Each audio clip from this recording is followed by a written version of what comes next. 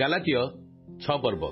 हे भाई माने जदि केही कौनसी अपराधरे धरा पड़े आत्मिक जे तुम्हे माने मृदु भाव से प्रकार लोक को संसद पुणी केजाणी निजे मध्य परीक्षा पड़ी पार एथिपाई आपणा विषय सावधान हुआ परस्पर भार बहन कर एही प्रकार तुम्हे माने ख्रीष्टक व्यवस्था सफल करिवो।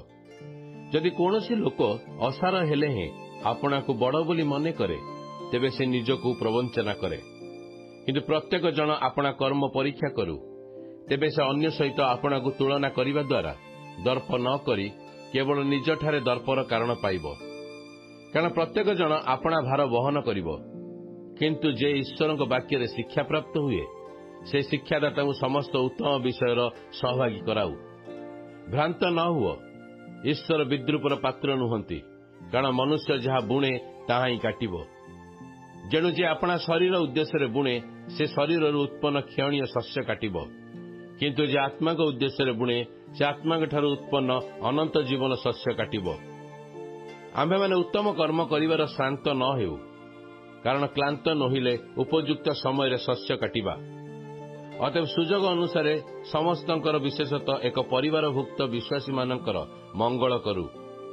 देख किपरि बड़ बड़ अक्षर रे मोहर निज हस्तरे मु तुम्हामानक निकट को जो माने बाह्य क्रियाकर्म द्वारा सुख्याति पाइबाकू इच्छा करती से माने तुम्हामानकू सुन्नत हेबा पई बाध्य करती। ख्रीष्टଙ୍କ क्रूस हेतु से माने जेपरि ताड़ना भोग न करती केवल सेठी निमंते ताहा करती।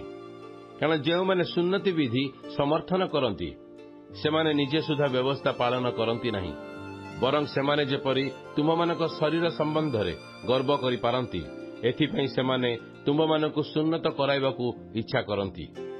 किंतु आम्भमानक प्रभु जीशु ख्रीष्टंकर क्रूस व्यतीत आउ काहीरे दर्प करिबा मोठारु दूरे थाउ। ताहांक द्वारा जगत मो प्रति और मु जगत प्रति क्रूसरे हत। कारण सुन्नत किंबा असुन्नत किछि नुहे किंतु नूतन सृष्टि ही सार। आउ जेते लोक ई नियम अनुसार आचरण करती सेमानक उपरे ओ ईश्वर शांति और दया।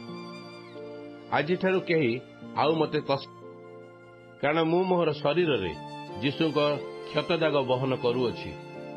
हे भाई माने आंभ मानक प्रभु जीशु ख्रीष्टंकर अनुग्रह तुम्भ मानकर आत्मार सहवर्ती हेउ।